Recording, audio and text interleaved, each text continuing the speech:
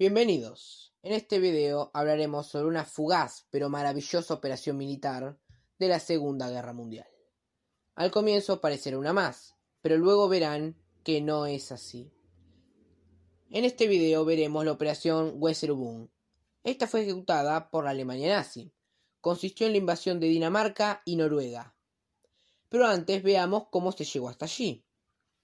En 1933, Hitler llega al poder e instaura el Tercer Reich y busca hacerlo más poderoso. El 12 de marzo de 1938, Alemania y Austria se unifican.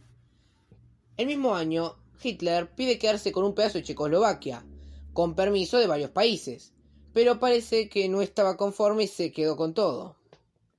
Las cosas no se pondrán tensas hasta el 1 de septiembre de 1939 con la invasión a Polonia. Primero ataca Alemania y luego la Unión Soviética.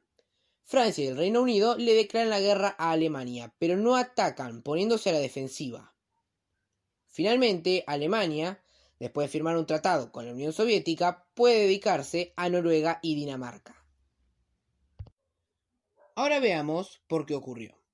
La necesidad de Alemania de invadir Dinamarca surgió de la necesidad de invadir Noruega, ya que este era un excelente campo para lanzar ataques aéreos contra el Reino Unido.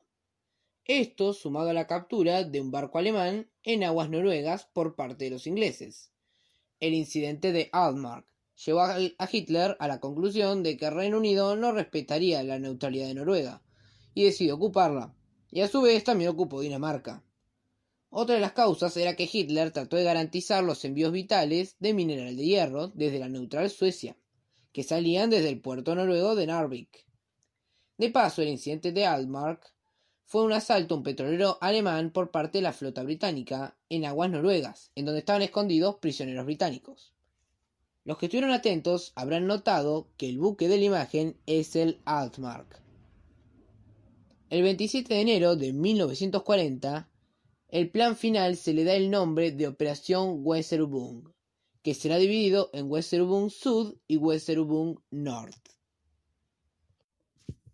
Veamos Weserübung Sud. Esta es la invasión de Dinamarca. La misión era capturar rápidamente el país nórdico para ayudar a la fuerza invasora que se dirigía hacia Noruega.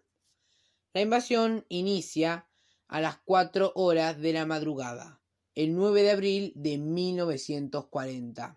Las tropas del 31º Cuerpo Alemán de Infantería, con un destacamento de motociclistas y una unidad de 70 tanques Panzer, cruzaron la frontera de Alemania con Dinamarca.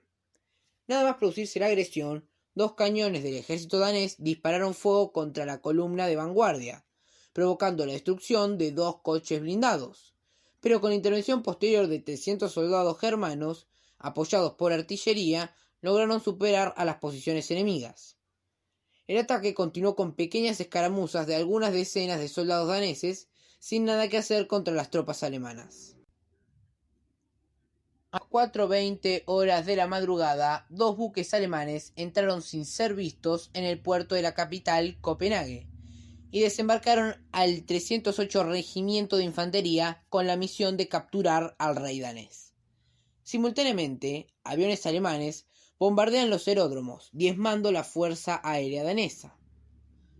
A las 5:20 de la madrugada del día 9 de abril, la embajada alemana en Copenhague entregaba una nota diplomática al gobierno danés.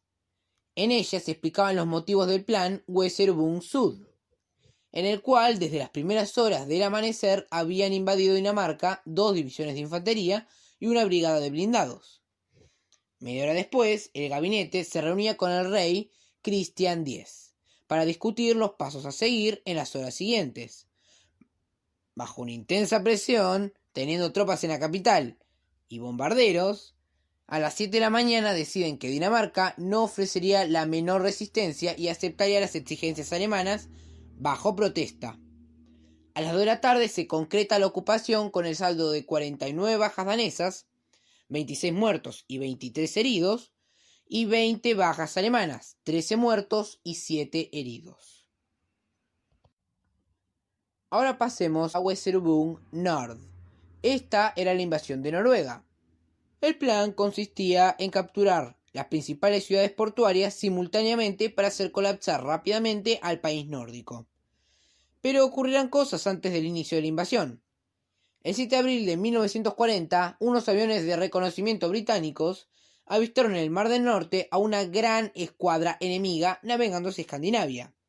Aunque los ingleses dudaron sobre cómo responder a la amenaza, en cuanto el 8 de abril, un submarino polaco localizó y hundió a un carguero alemán, descubriendo que en él viajaban tropas germanas. El almirantazgo británico ordenó zarpar a las fuerzas aliadas para intentar adelantarse al eje e invadir Noruega. Y por la tarde del 8 de abril, las tropas británicas y francesas zarpan hacia Noruega para invadirla. A pesar del intento británico, los alemanes se les adelantaron. Al amanecer del 9 de abril, la flota alemana entra en la capital noruega, Oslo, aunque tendrán grandes problemas para desembarcar y perderán a uno de sus buques. Y ante la negativa noruega de rendirse, se envían paracaidistas a las afueras de Oslo. Esto, sumado a una revuelta de 2000 fascistas noruegos, permiten el desembarco alemán, obligando al rey noruego a retirarse y ya haciendo inevitable la captura de la ciudad. El ejército alemán seguirá capturando puerto tras puerto, pero los británicos no se demorarán en llegar. 2 duras batallas navales se darán en el puerto de Narvik, un punto clave con una inicial victoria de la Kriegsmarine, la armada alemana, pero después se dará vuelta por la Royal Navy, la armada británica. Pero las batallas en tierra seguirán. Después de 2 meses de batallas, las tropas aliadas son evacuadas de Noruega el 8 de junio, a causa de la crítica situación de Francia ante el ataque alemán. Las bajas de soldados varían, pero las bajas alemanas rondan los 5.300 soldados y las bajas aliadas los 6.600 hombres. Buques. En cuanto a los hundidos, Alemania perdió 2 cruceros, 10 destructores y un submarino. Por su parte, los aliados perdieron 2 cruceros, 14 destructores y 5 submarinos. Y no hay que olvidar lo más doloroso, un portaaviones. Consecuencias. Por más insignificante que parezca esta campaña, que duró aproximadamente 2 meses, cambió mucho las cosas de esa época. Primero, fue una de las causas de la renuncia del primer ministro británico Neville Chamberlain, que era la segunda autoridad más poderosa después del rey. Esto ocurrió porque se lo mostró débil, a causa de que primero intentó negociar con Hitler y luego no lo pudo detener. Y cuando la invasión a Francia era inminente, este renuncia. Segunda, aunque al comienzo fue útil Noruega, luego se volvió una pesada carga por la larga costa, que había que defender hasta el punto de que había 400.000 soldados estacionados en Noruega en 1944, en vez de estar en los principales frentes que estaban colapsando. Tercera, la guerra falsa es un término que se utiliza para mencionar el periodo entre septiembre del 39 hasta mayo del 40, periodo del cual no hubo enfrentamientos en territorios de países beligerantes o directamente no los hubo. ¿Y qué tiene que ver en esto? En que favoreció la creencia de la guerra falsa, haciendo que las tropas francesas, cuando fueron atacadas, estaban con la guardia baja, pensando que la guerra estaba en Noruega.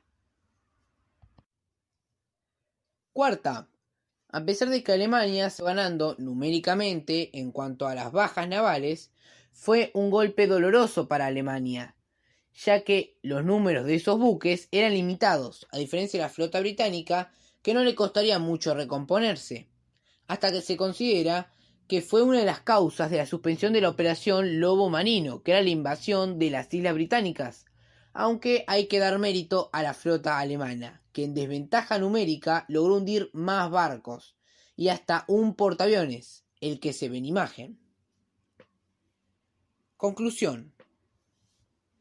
Esto nos demuestra cómo una operación militar, por más irrelevante que parezca, puede hacer temblar al poder. Puede ayudar a obtener victorias y conquistas, pero también derrotas. puede darte victorias contra la flota más poderosa del mundo, la británica, pero también dejar una profunda herida en la propia flota. En pocas palabras, Escandinavia al comienzo fue una gran ayuda para Alemania, pero luego resultó una pesada carga que el país germano no pudo soportar.